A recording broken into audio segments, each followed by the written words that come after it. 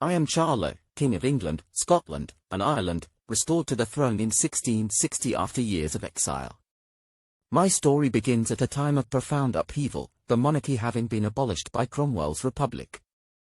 As the eldest son of the ill-fated Charles I, executed in 1649, I inherited a legacy of turmoil, yet I vowed to restore stability to a fractured nation. My return, known as the Restoration, was met with jubilation. The people longed for normalcy, weary of the Puritans' austerity. I entered London amidst cheers and celebrations, determined to reconcile the divisions that tore England apart. Yet, beneath the surface, the wounds of civil war lingered, and I knew my reign would not be without challenges. One of my first acts was to restore the Church of England as the dominant faith, but I sought a balance, permitting a degree of religious tolerance for dissenters. This was not easy, as Parliament, dominated by staunch Anglicans, often clashed with my more pragmatic approach.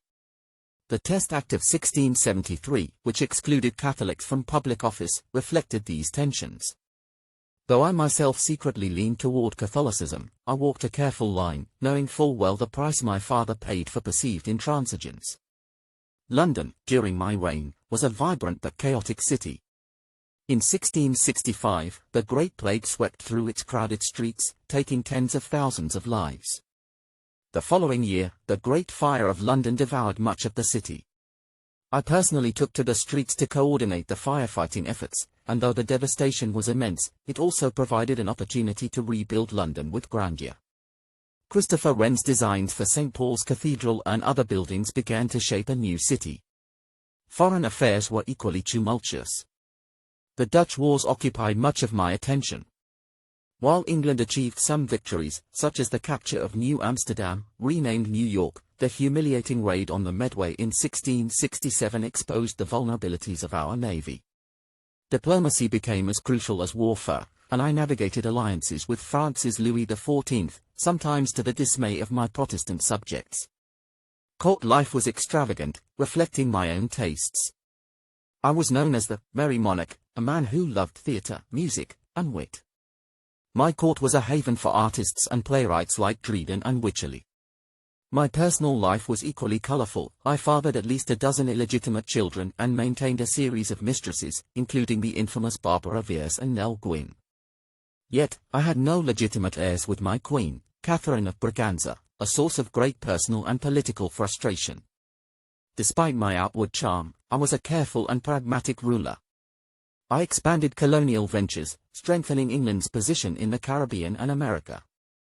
Domestically, I sought to ease tensions between Crown and Parliament, though my secret dealings with France, ensuring financial support in exchange for Catholic sympathies, revealed my distrust of my own government. In my later years, the political climate darkened. The exclusion crisis saw attempts to bar my Catholic brother, James, from succeeding me.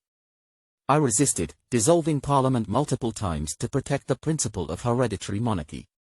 My reign ended with England still uncertain about its future, but I left a legacy of restored monarchy and cultural revival. On February 6, 1685, I breathed my last. On my deathbed, I openly embraced Catholicism, a final act of defiance or perhaps reconciliation with my true beliefs. My life was a tapestry of contradictions, pragmatic yet indulgent, charming yet cautious. I am Charles II, the king who restored the monarchy and weathered the storms of an age like no other.